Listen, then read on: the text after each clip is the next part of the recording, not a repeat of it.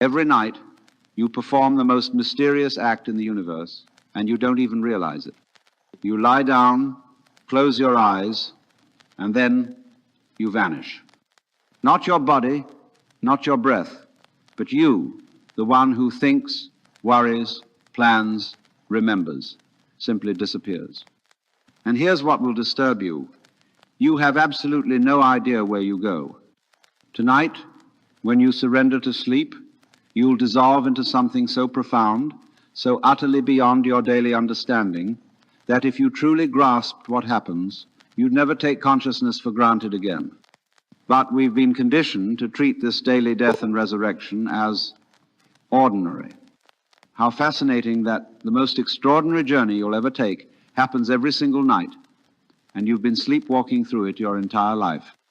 Now, let's begin with something rather unsettling. Every evening, you perform what amounts to voluntary suicide.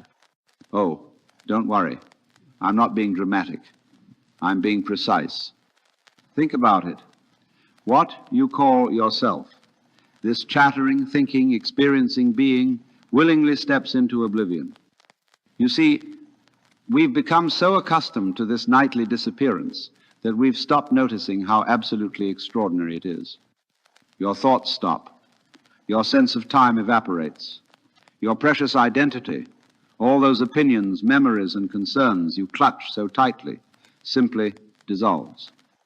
And yet, somehow, mysteriously, something continues. Something that isn't quite you, but isn't quite not you either.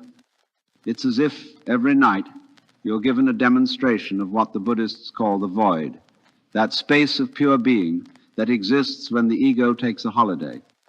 But here's what's truly fascinating. We treat this daily miracle as though it were nothing more than maintenance, like charging a battery or defragmenting a computer. How wonderfully we've managed to make the mystical, mundane. Now, let's examine this disappearing act more closely. What exactly vanishes when you fall asleep? Your name doesn't matter anymore. Your job, your relationships, your endless to-do lists, gone. All those things you think define you simply aren't there.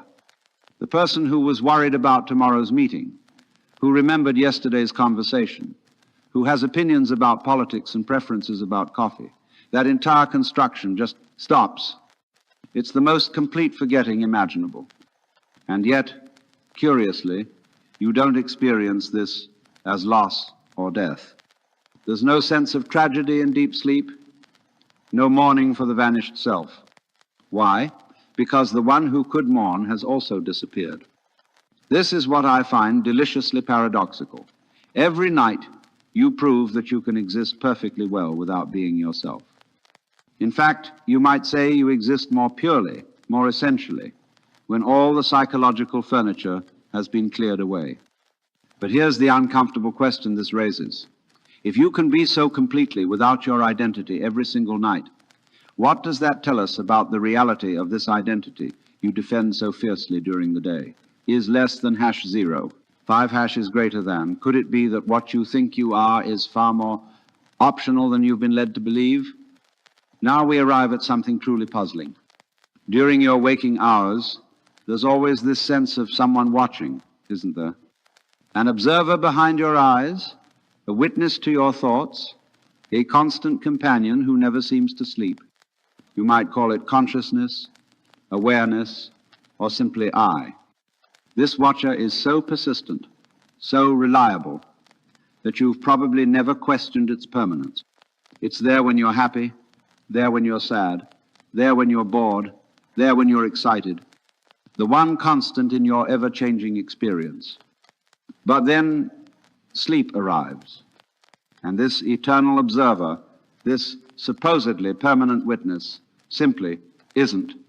Not unconscious, that would imply something is there to be unconscious. Not absent, that would suggest a place from which it's missing. It's more mysterious than that. The watcher itself dissolves into the watching. What does this mean? Well, it suggests something rather revolutionary about the nature of consciousness itself. Perhaps this observer you think you are isn't quite as solid, as permanent, as fundamental as you've been assuming. Maybe consciousness isn't something you have, but something you temporarily appear in, like a wave appearing in the ocean. And when sleep comes, the wave subsides back into the ocean. But the ocean itself, that remains. The question is, what is this ocean? Is less than #0. 5 hash is greater than... But wait, it gets even more mysterious. Because sometimes, in this state where you have supposedly vanished, the most extraordinary theater productions begin. Dreams. Now, here's what should absolutely baffle you if you're unconscious, if the self has dissolved. Who exactly is creating these elaborate dreams? Who's writing the script? Who's casting the characters? Who's designing the sets? And most mysteriously of all, who's watching the show? In your dreams, you meet people you've never seen, visit places that don't exist, have conversations you've never had. The creativity is astounding. The detail is remarkable. Your dreaming mind constructs entire worlds, complete with physics, relationships, and storylines that can be more compelling than any Hollywood production. But the dreamer, the one who would normally take credit for such creativity, is supposedly absent. It's as though Shakespeare's plays were being written by someone who'd completely forgotten they were Shakespeare.